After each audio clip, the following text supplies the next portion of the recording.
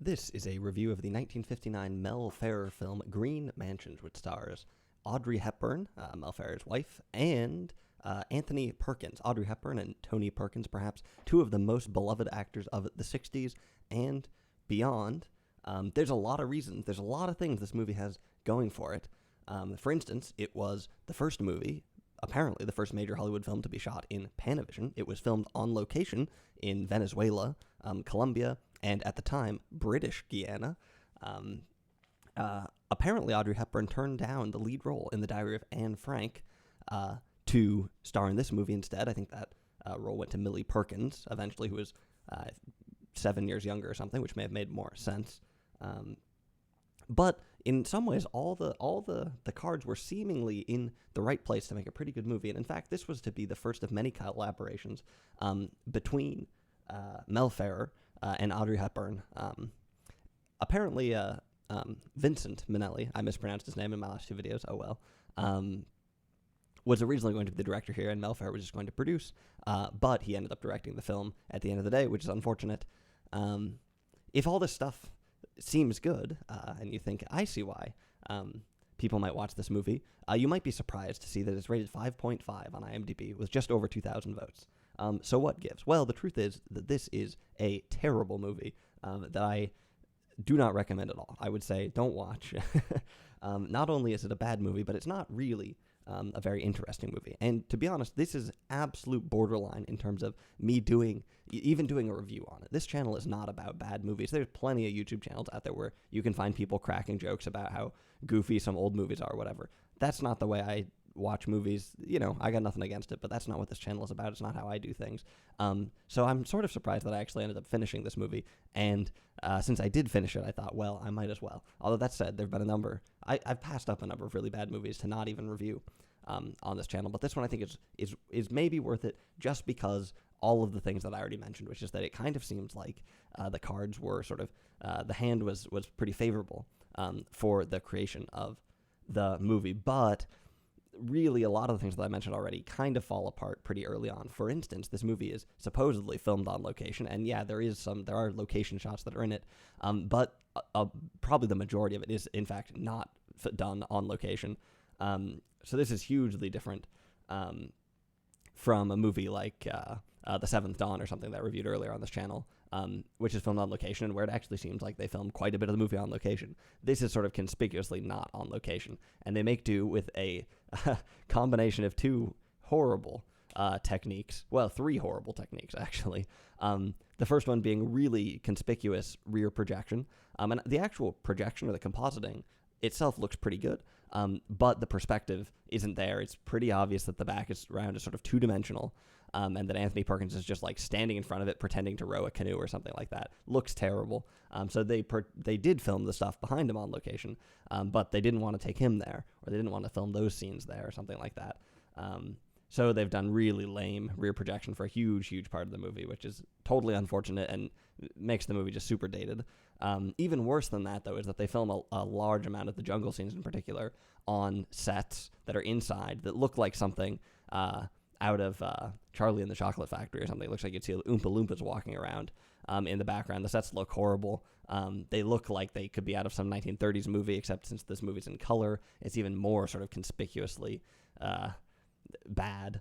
And then the third technique, which is maybe even the worst, is that they film there's a couple of scenes, just like maybe one scene, one or two scenes that are filmed obviously in California, out on, I forget the name of the location, but someplace inside the 30-mile zone where they film, for instance, the place where in the Planet of the Apes where the spaceship first lands or something like that, sort of the classic California place. They jump very conspicuously from like Venezuela to there. It's completely jarring, and if that wasn't bad enough, they've combined this obviously Californian location with really terrible matte painting, both in the foreground and the background. And you just feel bad for Audrey Hepburn walking around through the scene because it just is so conspicuous. And I don't have super high standards for, older movies and special effects or whatnot. I think there's some movies, like a lot of stuff by the Archers, that's really cool to see the old special effects where the ingenuity is really impressive. And in fact, the old special effects can stump us, right? Can we still be stumped by special effects now? We just assume computers did it. But back in the day, we sort of know there are some sort of limitations or something. So when we see something really interesting, it can be fun to watch.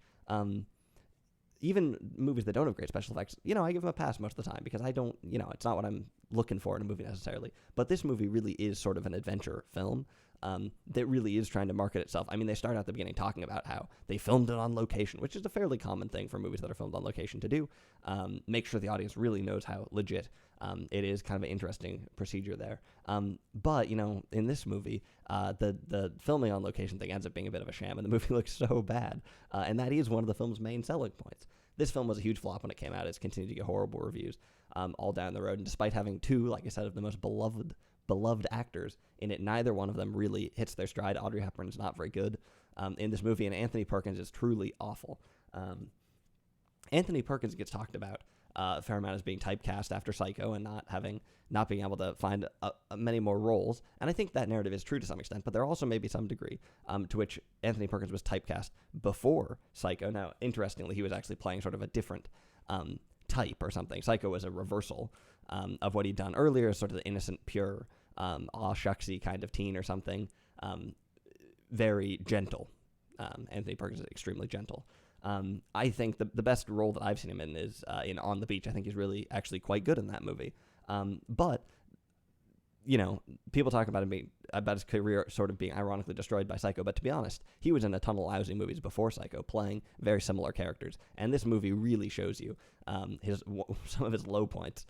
Just a horribly wooden performance. A couple of just doesn't even begin to seem believable in the time and place.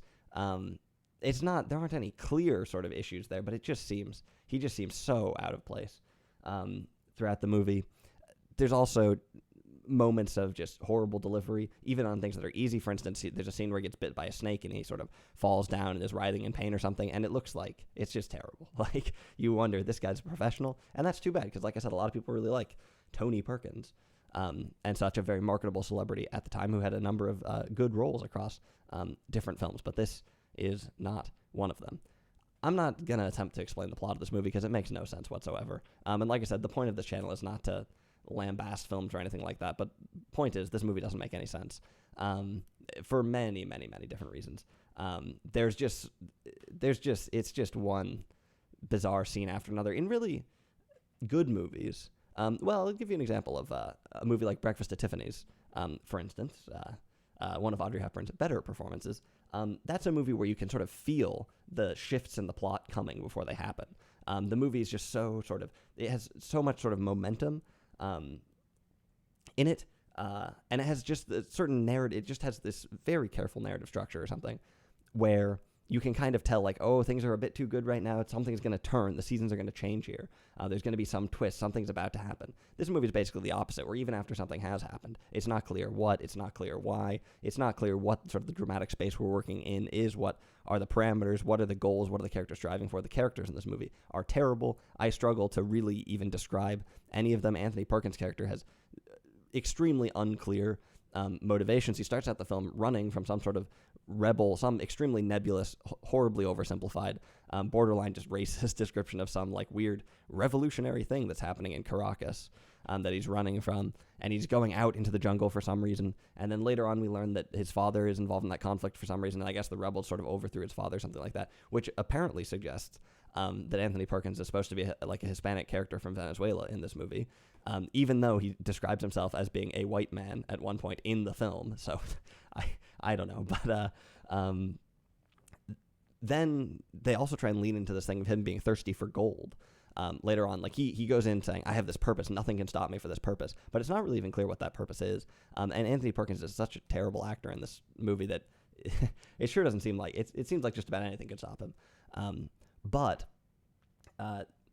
They seem to suggest that there's gold or something like that, and then of course he's going to go and meet Audrey Hepburn's character, and then there's going to be some extremely vague romance involved, and it's unclear what he thinks about the gold, and his father is just it makes no sense what his motivations are. Similarly, Audrey Hepburn's character does not make any sense at all. This movie is sort of advertised as Audrey Hepburn playing like being a bird woman or like a bird lady or something, and she's described like that a few times in the movie, but there's absolutely I have no idea why this is attached to the movie whatsoever. She's just a person.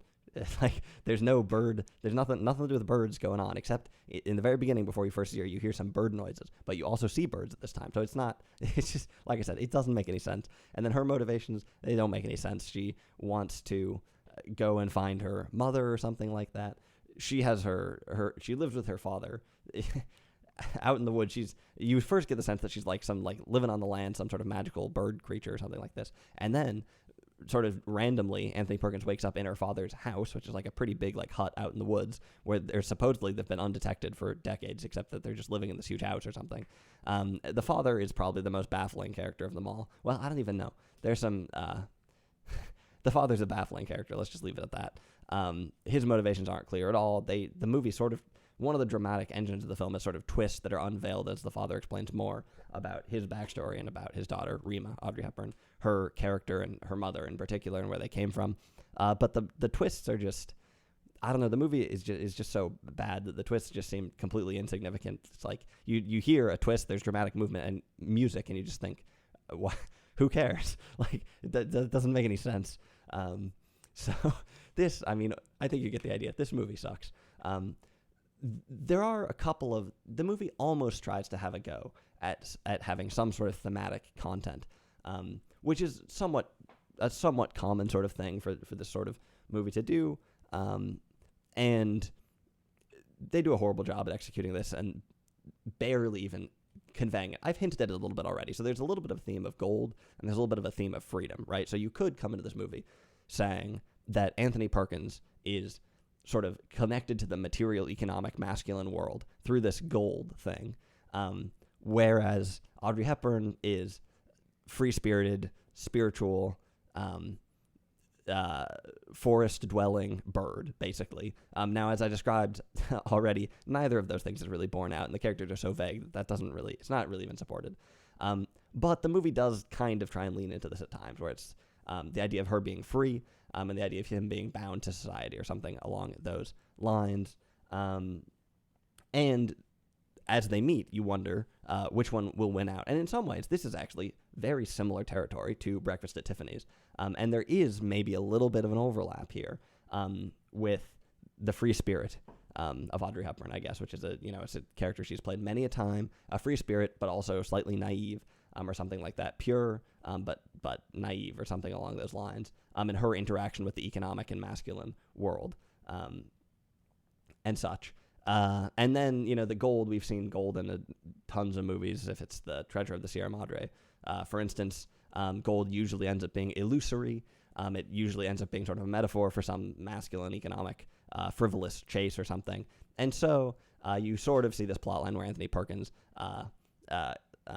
exorcises the urge for gold or something along those lines, and instead finds spirituality in the jungle, perhaps symbolized by a flower that you see blooming at the end of the film. Okay, so there's some thematic content in here. Like I said, that's not... there's many movies that do try and do something very similar. But you can at least kind of see that maybe the people writing this movie... I guess it's based on a book, which who knows if this book is any good. But you can sort of see there are themes, at least, kind of. But the movie's just so bad, it doesn't really... None of those really get out onto the screen at the end of the day. It's also worth noting that there's a sizable part of this movie that's features the natives, the native South Americans, I guess. And one thing that is kind of nice about the movie, it's like the only thing, maybe the only upside I can even think of in the movie, is that it's kind of interesting that the native tribe speaks their own language and is for the most part not able to communicate with Anthony Perkins. That's kind of nice. It's sidestepping a very extremely lazy tropes of having, oh, look, this native conveniently spent 8 years with the missionaries, knows how to speak English. Except that, of course, this movie actually does contain exactly that, where the chief may not speak English, but his son, who you meet later on, turns out he spent 8 years with the missionaries, and he doesn't know how to speak English. But you at least have a little bit of time there. There are a couple of moments of miscommunication and inability to communicate that are kind of nice. Obviously, there's no Spanish in this movie, even though everyone should be speaking Spanish, but whatever. I mean, that's a standard historical Hollywoodism that I think we can all accept. But at least you get the native language. Who knows if they are just making up words or what this is.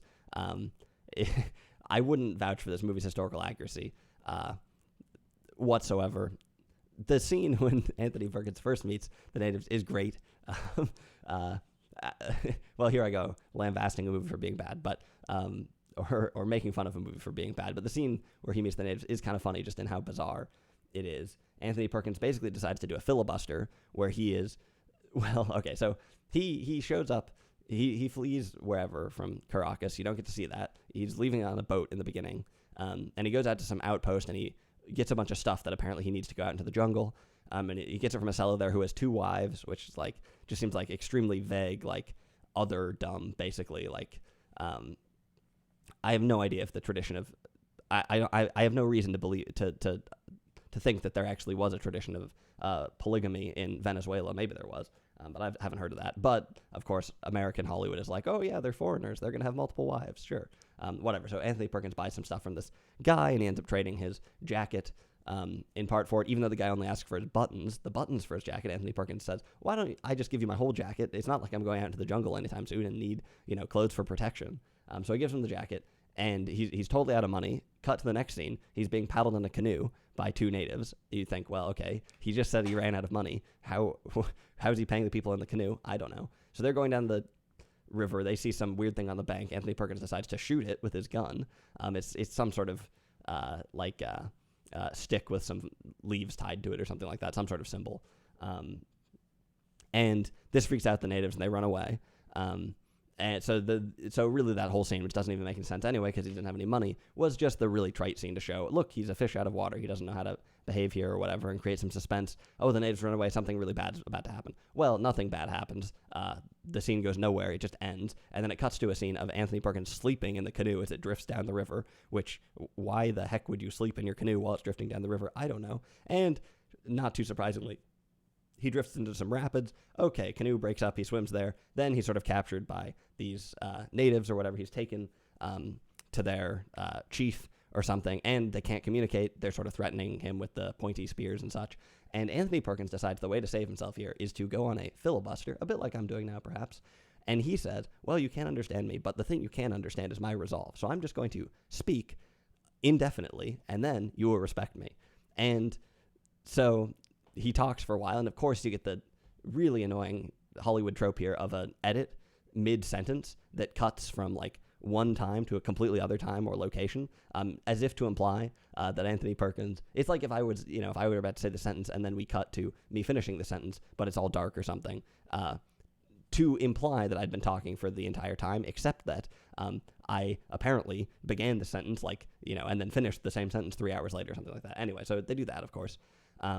And for some reason, the natives, who were extremely skeptical of him and violent towards him a second ago, are interested in this filibuster. They can't understand. They listen to it. Eventually, he wins their respect or something like that. And then he sleeps there for the night. He goes off in the jungle for, it doesn't make any sense why. He goes off in the jungle. Horrible jungle scene where he meets Audrey Hepburn for the first time. Then he comes back to the natives for some reason. It doesn't. Anyway, I'm not going to try and go on, but this movie does not make very much sense. And like I said, it has a lot going for it in the beginning, but the pieces really, really don't come together whatsoever. The use of the native language, like I said, that's the only thing that seems even mildly good about the movie. I guess there's a little bit of decent photography that's done, on location, but it's for the most part just completely marred by the, terrible rear projection and the other things I talked about earlier. Horrible acting from all parties. The characters don't make sense. So... I gotta say, I strongly unrecommend. I would strongly advise you to avoid the film Green Mansions. I guess if you're on some Anthony Perkins or Audrey Hepburn marathon, that is probably the only reason why I would watch this anyway. Then I guess you can watch it. But man, this movie is not good. So Another hidden reason why I actually chose to review this is because I am taking a brief vacation for the next few weeks. I have videos lined up, and this is the last one that should cover before I get back. But I think there will be some interesting changes after this to the type of video, the type of movie that I'm covering. So hopefully that'll be good. You get a little bit of dip with this horrible movie, and then back to interesting content the week after this video. But for me, that will be 3 weeks from now, basically. So if you're interested, that's cool. Just stick around. And you can hear some things. For instance, a fairly in-depth analysis, I think, of the aforementioned Breakfast at Tiffany's, which is certainly a better movie than this. But for now, that's Green Mansions from 1959. Mel Ferrer, Audrey Hepburn, and Anthony Perkins. It's great.